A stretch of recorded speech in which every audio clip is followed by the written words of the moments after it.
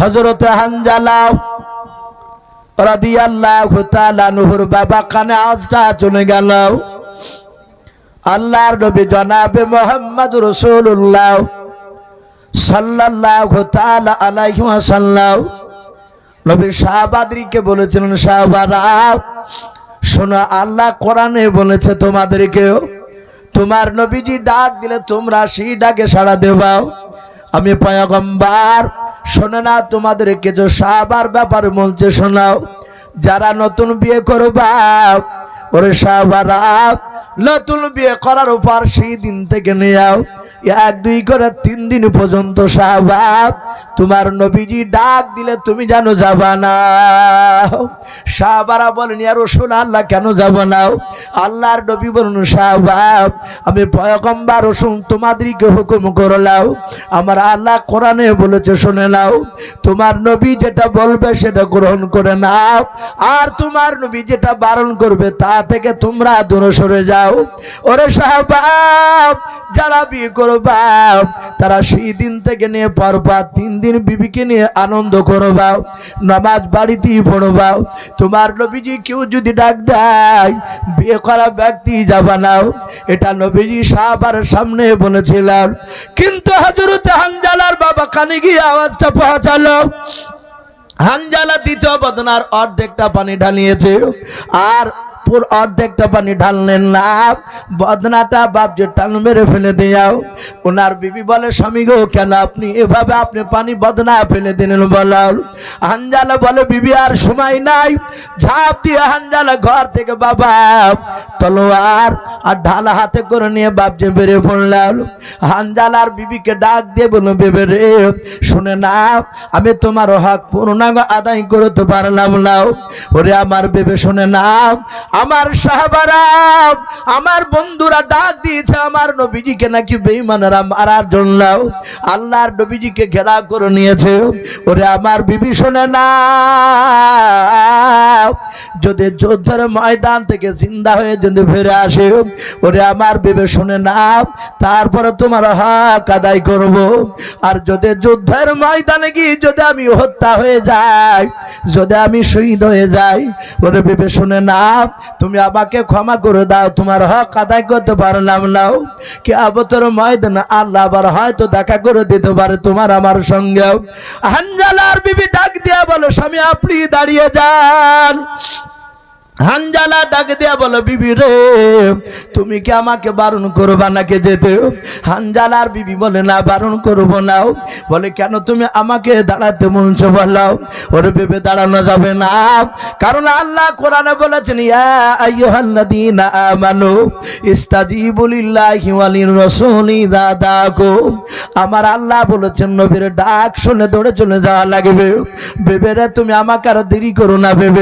বিবিটা ডাক দিয়ে বলে, স্বামী আপনাকে দেরি করাবো না, 1 মিনিট মতো আপনি দাঁড়ান, ঘর থেকে আমি একটু আলোটা নিয়ে আসি। বলে, কেন রে? ঘর থেকে দৌড়ে গিয়ে আলোটা নিয়ে এসে হযরত হানজালার সামনে নিয়ে আসে। মুখে বাপজির কাছে আপনার আলাটা ধরলাও, পা থেকে মাথা পর্যন্ত বারবার বাপজি কয়েকবার তাকানোর পর হানজালা বলে, বিবি তুমি এইভাবে কেন আলা জ্বালিয়ে আমার কাছে দেখে নাও? হানজালার বিবি ডাক দিয়ে বলে, স্বামী গো, দিনের বেলায় আপনি আমাকে বিবির উপর গ্রহণ করেছেন। বলে, হ্যাঁ আমি আপনাকে স্বামীর উপর গ্রহণ করে নিয়েছিলাম। সন্ধ্যার দিকে ঘরের ভিতরে ছিলাম, এশার নামাজ পড়ে ঘরের ভিতরে স্বামী স্ত্রী দুজনাই অন্ধকারে ছিলাম। আমার প্রাণের স্বামী, আপনার চেহারা খানা ভালো করে আমি লজ্জায় দেখেছিলাম নাও, ভালো করে দেখেছিলাম নাও। ও স্বামী, যুদ্ধের ময়দানে যদি আপনি শহীদ হয়ে যান, ওই কিয়ামতের ময়দানে কোটি কোটি মানুষের যেদিন সমাগম হবে, ওগো আমার প্রাণের স্বামী, সেই দিন হয়তো আমি আপনাকে চিনতে পারবো না। বলে, স্বামী গাও, আমি 1 মিনিট মতো সময় নেওয়ার পর আমি আপনার চেহারা কানা দেখে নিলাম। কিয়ামতের ময়দানে আপনি যে আমার স্বামী, আমি আপনার চেহারা দেখে যেন চিনতে পেরে যাই। বলুন সুবহানাল্লাহ। ও বাপজি ভাইরা, আল্লাহ রাসূলের সাহাবারা এইভাবে বাপজি চারিদিক থেকে বাপজি দৌড়াতেন নবীজিকে বাপজি বাঁচানোর জন্য। আল্লাহর নবী জনাবে মুহাম্মদ রাসূলুল্লাহ সাল্লাল্লাহু তাআলা আলাইহি ওয়াসাল্লামের বাবা শক্তির ব্যাপারে বাপজন সাহাবারা জানতো, ওই বেঈমান আবু জেহেলরা জানতো। আল্লাহর নবী জনাবে মুহাম্মদ রাসূলুল্লাহ সাল্লাল্লাহু তাআলা আলাইহি ওয়াসাল্লামের ব্যাপারে বেঈমান আবু জেহেল মদিনার বাপজি 50টা লোককে ডেকে বলল, ভাই রাত্রির বেলায় তার কাছে যাবা নাও, শুনে নাও, যদি যার তার কথা যদি না শোনো তাহলে তোমাদেরকে মারবে। ওর ভিতরে তাম্বুর ভিতরে পাথর ভরা আছে। ওরে আমার বন্ধুরা, আগামীকাল সকালবেলায় খবরদার ওই পাগলাকে যেন তোমাদের কাছে আসতে দেবা নাও। ও বাপজি ভাইয়েরাও, মানুষকে যেখানে যেতে বারণ করা যায় ওই জায়গায় দেখবেন মানুষের স্বভাব বেশি যাবে। যেখানে ডাকবেন মসজিদে বাবা, মাদ্রাসা জালসায় ডাকবেন মানুষ কম হবে। যাত্রার মাহফিলে পঞ্চরাস গানে খারাপ জায়গায় বাপজি মানুষ বেশি যায়। আল্লাহর নবীজির সাহাবারাও তখন বাপজি তারা ঈমান আনে নাই।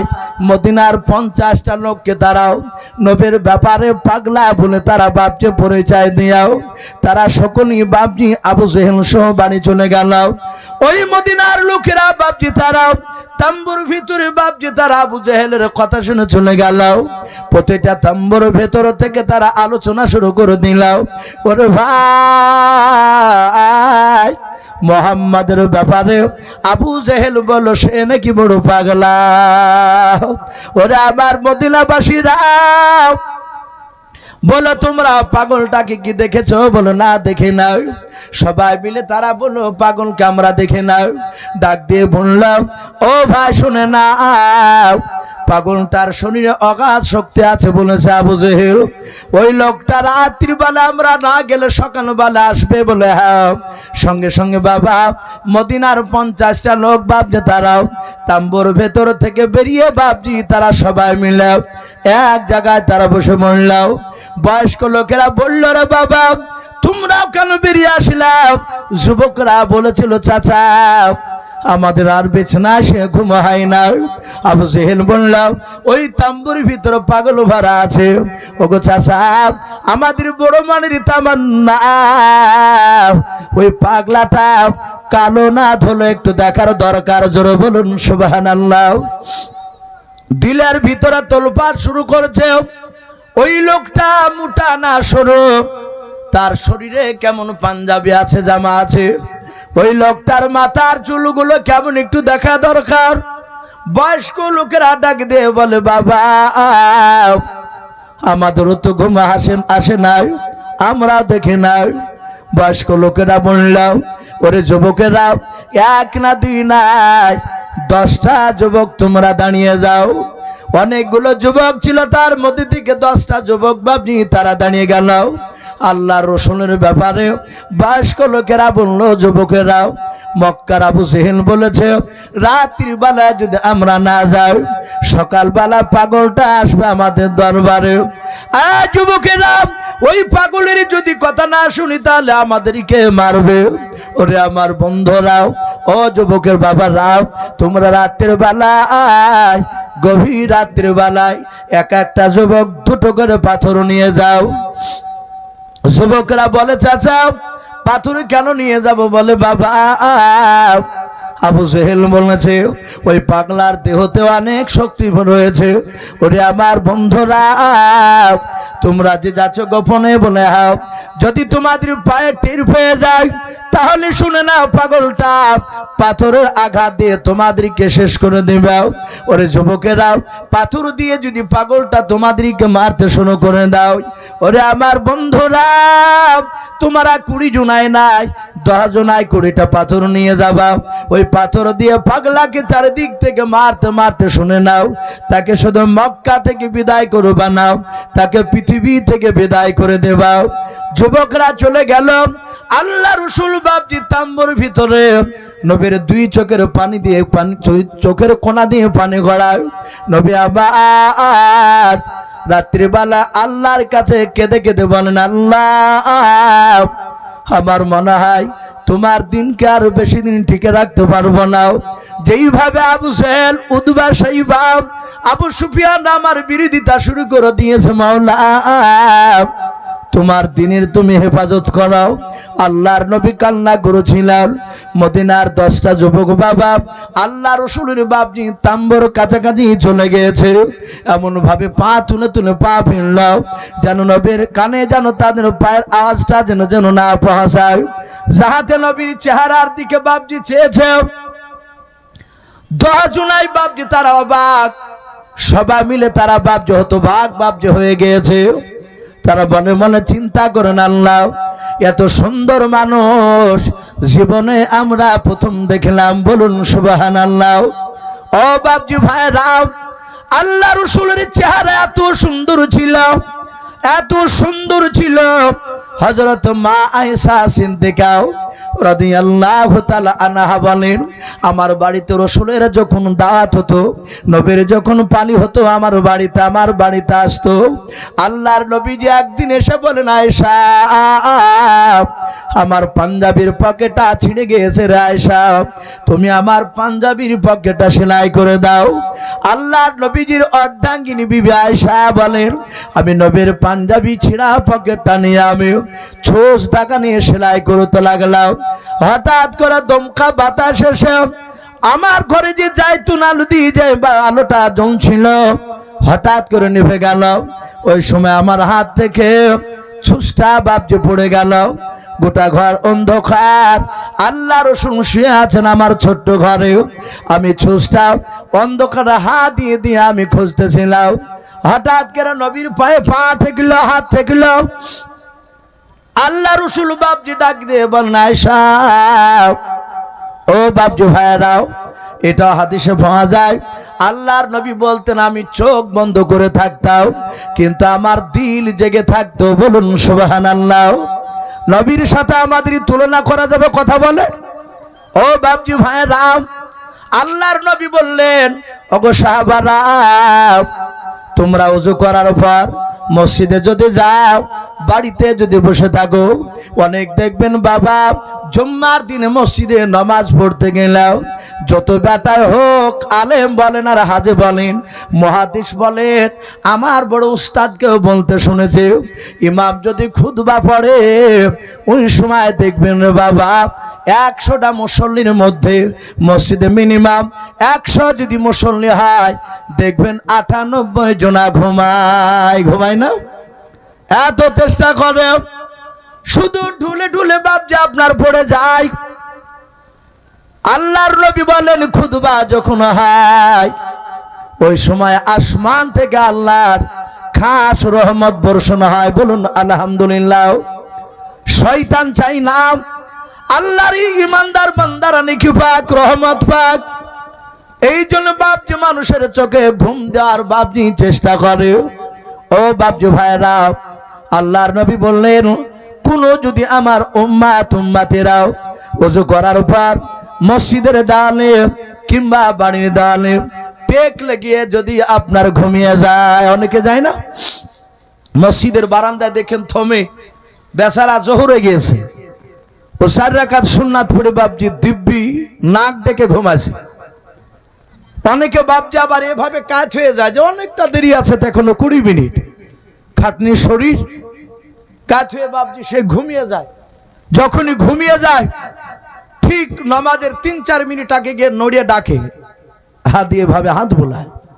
ডাকারও নিয়ম আছে সুন্নাত তরিকায়। যদি আব্দুর রহমান যদি ঘুমায় কি আব্দুল জলিল, আপনি গিয়ে যদি আপনার যতই ছোট হোক, আপনি তাকে যে বলবেন না যে জলিল জলিল উঠ, এভাবে এটা আদবের খেলা। তার গায়ে হাতে, বড় হলে তার পায়ের দিকে হাতে হাত বোলাবেন, দেখবেন সে আস্তে আস্তে তাকাবে। যদি শিক্ষক সমতুল্য হয়, বলবেন, চাচা কি হুজুর নামাজের টাইম হয়ে গেছে, আপনি মনে হয় ঘুমিয়ে গিয়েছিলেন। এই নাক ডাকছে, দেখা যাচ্ছে আবার কতজন লজ্জায় পড়ে গিয়ে বলে, আমি তো ঘুমাইনি।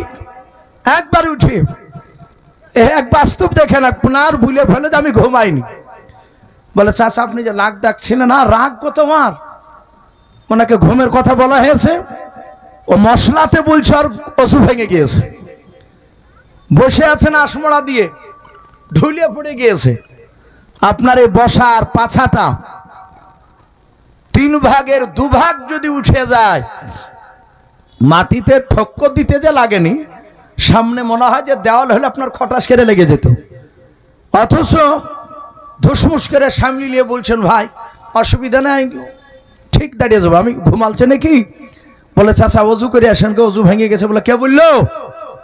আমি শুয়েছিলাম নাকি? আর যে 3 ভাগের 2 ভাগ পাছা কাঁচ হইতে যে উঠে গিয়েছে, এটা বাপজি মশলা জানা না। নবী কথা বললেন, অজু ভেঙে যায়। কোন এক জায়গায় ওয়াক্তের নামাজে রাসূলুল্লাহ ঘুমিয়েছিলেন। ঠিক আসরের নামাজের টাইম, নবীকে ডাকলেন, ইশারা করে হাত বুলালেন। নবী উঠে চট করে উঠে নামাজে দাঁড়িয়ে গেলেন। সাহাবারা নামাজ পড়লেন। ওনারা চিন্তা করছে, নবী তো বলেছেন শুয়ে থেকে যদি চোখটা বন্ধ হয়ে যায় তাহলে তো অজু ভেঙে যায়।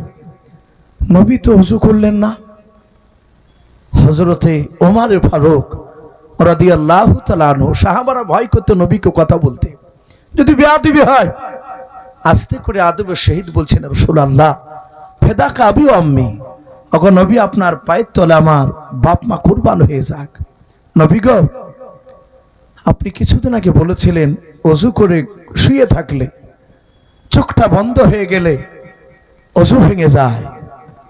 নবী আপনি শুয়েছিলেন এবং চোখ বন্ধ ছিল, নবী আপনি তো কই অজু করলেন না? বিশ্ব নবী মুচকে হাসি দিয়ে বললেন, ওগো সাহাবা, আমার চোখ বন্ধ ছিল, আমার দিল জেগেছিল। বলুন সুবহানাল্লাহ। রাসূলের কিছু জিনিস খাস ছিল, ওটার সাথে বাপজি আমাদের তুলনা করা যাবে না। কিন্তু নবী যে মশলা বলেছে সেই মশলা আমাদেরকে মানা লাগবে। আমার বিশ্ব নবী কাঁদেন, সাহাবারা নয়, মদিনার ওই 10টা যুবক, তারা দেখছে হারে এত সুন্দর। আমি আয়েশার কথা বলছিলাম, বিশ্ব নবীর গায়ে হাত রেখেছে। নবী তাকে বললেন, আয়েশা তুমি আমার পায়ে হাত দিয়ে ডাকলে কেন? আয়েশা বলছেন, ইয়া রাসূলুল্লাহ, নবী আপনার ঘুম ভাঙতে চাইনি, নবী আপনাকে আমি ডাকছিলাম না। বলে, আয়েশা তোমার হাত কেন আমার পায়ে লাগলো? আল্লাহর নবীজির বিবি আয়েশা ডাক দিয়ে বলে, নবী গো, হাত থেকে ছোঁচটা পড়ে গিয়েছে, ছোঁচটা খুঁজছিলাম। নবী আমার মুচকে হাসি দিয়ে বলেন, পাগলি কোথাকার, কেন আগে আমাকে ডাকো নাই? আমার আয়েশা বলেন, আল্লাহর নবী একবার মুচকি হাসি দিলেন, সঙ্গে সঙ্গে নবীর হাসির বাপজি আপনার দাঁতের চেহারায় দাঁত এত সুন্দর ছিল, নবীজির হাসিতে বাবা ওই ঘরে অন্ধকার ছোঁচটা পেয়ে গেলেন। বলুন সুবহানাল্লাহ। ও বাপজি ভাইরা, আয়েশা সিদ্দিকা রাদিয়াল্লাহু তাআলা আনহা তিনি বলেন, নবীর চেহারার ব্যাপারে হযরত ইউসুফ নবী আলাইহিস সালাম, ইউসুফ নবীর চেহারা দেখে মিশরের যুবতী নারীরাও তারা ফল কাটতে কাটতে কাটতে বাবা প্রায় 300-র উপরে বাবা যুবতী নারীরা তারা আপনার আঙুল কেটে ফেলেছিল। একভাবে ইউসুফের দিকে চেয়ে আছে। হযরত জুলাইখা মেয়েদের মুখটা বন্ধ করার জন্য বাপজি ডেকে নিয়ে এসেছিল, ইউসুফকে জেল থেকে বের করে দাও।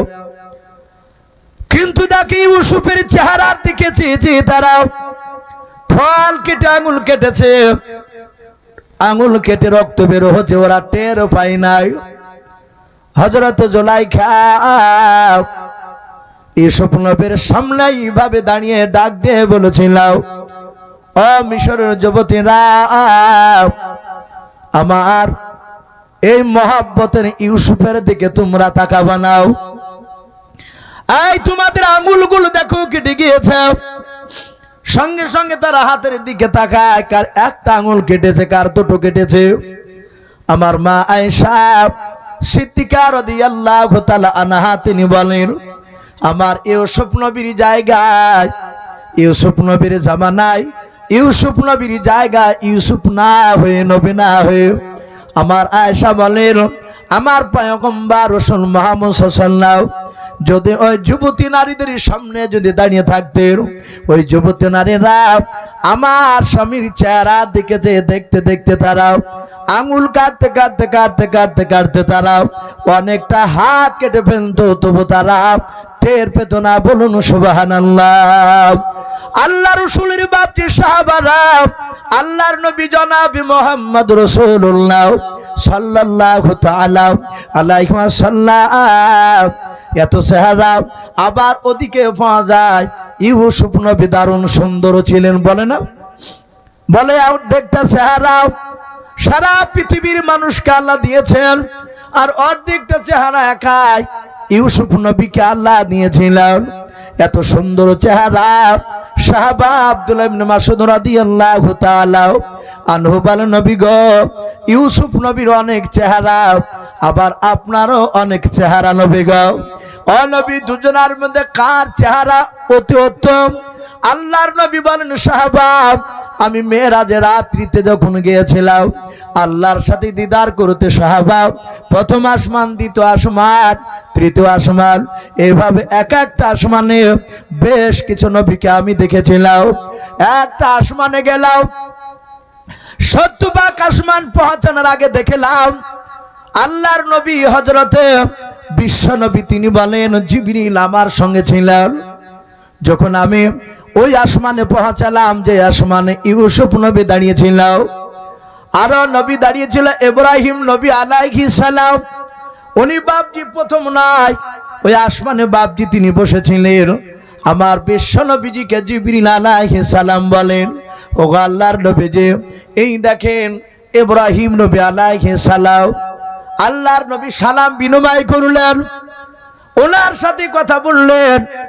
জিবরিল বলেন, ওগো আল্লাহর নবী, ওই দেখেন থম ধরে দাঁড়িয়ে আছেন, উনি হযরত ইউসুফ নবী পয়গম্বর আলাইহিস সালাম। আল্লাহর নবী মুচকি হাসি দিলেন। ইউসুফ নবীর কাছে গিয়ে, রে বাবা, সালাম দিয়ে বাপজা হাত দিয়ে মুসাফা করলেন। আল্লাহর নবী বললেন, ওরে আমার ইউসুফ ভাই, সত্যি তোমার চেহারা সুন্দর। বলুন সুবহানাল্লাহ। নবীজি বলছেন ওখানে, কিন্তু আমার বিশ্ব নবী বলেন, ওগো আমার সাহাবা, ইউসুফ নবীর, আমার ইউসুফ ভাইয়ের চেহারা ছিল সাদাটে, আর আমি তোমাদের পয়গম্বর, আমার চেহারাটা হচ্ছে লাল। আর বেশিরভাগ দেখবেন বাপজি লালকে মানুষ পছন্দ করে, লোকের চোখে লাগে বেশি। আমার বিশ্ব নবী রহমতের নবী চেহারা খানা দেখে বাপজি এরা বলা বলি করতে লাগলো, বলে, না, এই লোকটা পাগল হতে পারে না, এই লোকটা পাগল হতে পারে না, এ বিশ্ব নবী, এ পাগল নয়। আল্লাহ রাসূল শুনতে পেলে নবীজি তাদেরকে ডাকলেন। ডাকার পর বললেন, হে যুবক, তোমাদের বাড়ি কোথায়? যুবকরা বলল, আপনি কে? আপনার বাড়ি কোথায়? আপনি পরিচয় দেন আপনার। নবী কাঁদছেন আর বলছেন, ওরে যুবক, আমার বাড়ি মক্কা নগরে, আমি আল্লাহ রাসূল, আখিরি জামানার পয়গম্বর, রাহমাতুল লিল আলামিন জনাবে মুহাম্মদ রাসূলুল্লাহ সাল্লাল্লাহু তাআলা আলাইহি ওয়াসাল্লাম। বলে, তোমাদের কাছে আবু জেহেল যায়নি? বলে, আমাদেরকে বলেছে তুমি নাকি পাগল, কিন্তু না, তুমি পাগল হতে পারো না, তোমার এত সুন্দর চেহারা, এরকম সুন্দর মানুষ আর দ্বিতীয় কোথাও দেখি নাই। বলুন সুবহানাল্লাহ। বাপজি, তারা 10 জনায় রাসূলের নবুয়ত সম্পর্কে 5 মিনিট কথা শুনে তারা থাকতে পারলো না, তারা কলেমা পড়ে মুসলমান হয়ে গেল। জোরে বলুন সুবহানাল্লাহ। বাপজি, আবু জেহেল চেষ্টা করেছিল এরা যেন একটাও যেন নবীর দিকে না হয়। লাস্টে আরো 40 জনা, ওরাও ঘন্টা খানিক পর এসে নবীর কথা শুনে তারাই মানে নিয়েছিল। বাপজি, পরে নাই, নবীকে যত চেষ্টা করেছে আবু জেহেলরাও রাসূলের বিরুদ্ধে লোক লাগিয়ে পারে নাই। বাপজি, পৃথিবীর ইতিহাসে বাপজি এখন বলছে যে পৃথিবীতে যত ধর্ম রয়েছে তার মধ্যে থেকে ইসলাম ধর্ম, অমুসলিম ভাইয়েরাও, অনেক জ্ঞানী গুণী মানুষ গোটা পৃথিবীতে মাঝে মাঝে বাপজি তারা ইসলামকে গবেষণা করে তারা ঈমান আনছে। জোরে বলুন সুবহানাল্লাহ, আর জোরে বলুন সুবহানাল্লাহ। বাপজি সে সময়তেও বাপজি পারে না, এ সময়তেও ইসলাম মুসলমানদেরকে বাপজি দুনিয়া থেকে বাপজি নাস্তা বুত করব ভাবলো পারবে? কথা বলে পারবে না। আমি প্রতিটা বাপজি ভাইকে বলবো, ভাই আমরা রসুলের সুন্নাতকে মহব্বত করে কথাগুলো কেন তুলে ধরলাম যে আমার বিশ্ব নবী জনাবে মুহাম্মদ রাসূলুল্লাহ সাল্লাল্লাহু তাআলা আলাইহি ওয়াসাল্লামের আমরা কথা শুনি, কিন্তু রসুলের সুন্নাতকে বাপজি মানতে চাইনি। তাই বাপ দুনিয়ার পরিস্থিতি বাপজি ভালো নেই, এটা সবাই বাপজি বুঝতে পেরেছে। সামনে দিন আমার মনে হয় আর বছর দশেকের পর সামনে আরো মহা বিপদ নেমে আসছে মুসলমান জাতির উপরে। বাপজি আমাদের আমল নেই, এই জন্য গোটা পৃথিবীতে বেঈমানদের শক্তি মাথা চাড়া দিয়েছে। রসুলের সাহাবাদের আমল ছিল অনেক।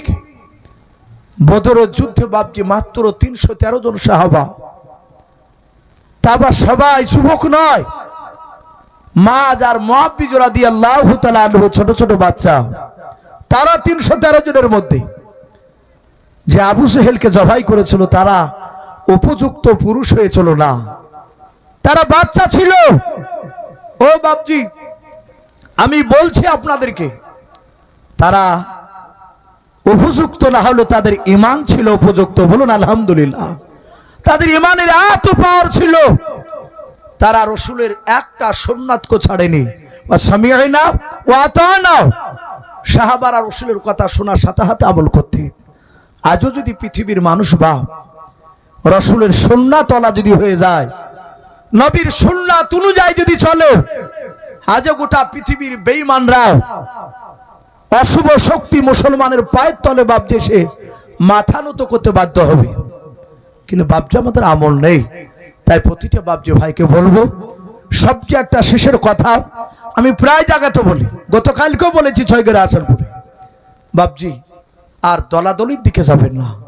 এ দেখেন আমার এই ভাইজান আসলেন, ওনার সঙ্গে আজ পরিচয়। ওনার যে এলাকায় বাড়ি, গত নভেম্বরে বাপজি আমি 9 আর 10 এই 2 দিন গিয়েছিলাম এলাকায় জালসা করতে। ওনার সাথে অনেক কথা হলো। প্রথা অনুযায়ী বাপজি আমরা হানাফি দেবন্দি বেরিলি করি, কিন্তু কোরআন তো বাপজি বেরিলি দেবন্দি বলে না। কোরআন বলে আমরা সবাই মুসলিম। কি কথা ঠিক না বেঠিক বলুন? আমরা সবাই মুসলমান।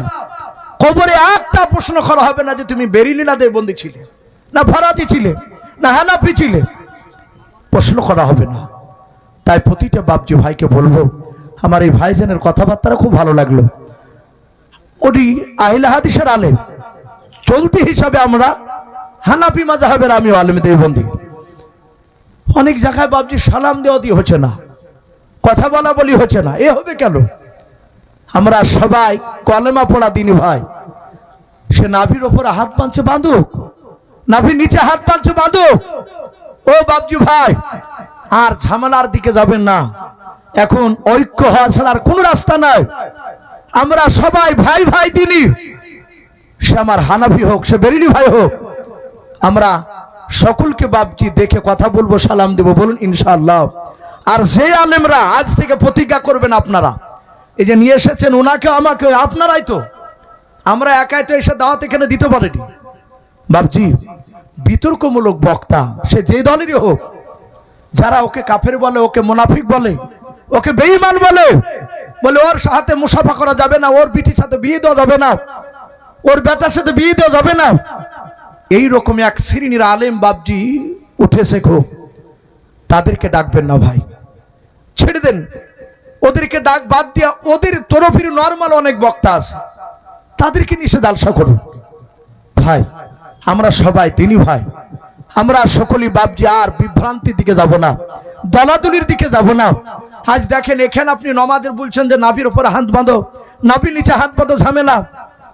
আর আপনি মরে গেলে পাড়ার ওই লোকটা যদি মরে যায়, আহলে হাদিস মরে গেলে মাটি দিতে যায় না ভাই?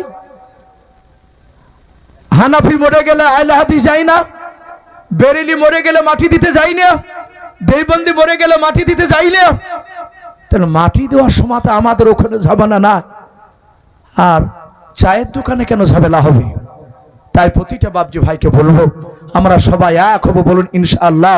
আল্লাহ রাব্বুল আলামিন আমাদের সকলকে কোরআন এবং সুন্নাত মুআফিক আমল করা তৌফিক দান করুন, বলুন আল্লাহুম্মা আমিন, আল্লাহুম্মা আমিন। ওয়া আখিরি দাওয়ানা আনিল হামদুলিল্লাহি রাব্বিল আলামিন।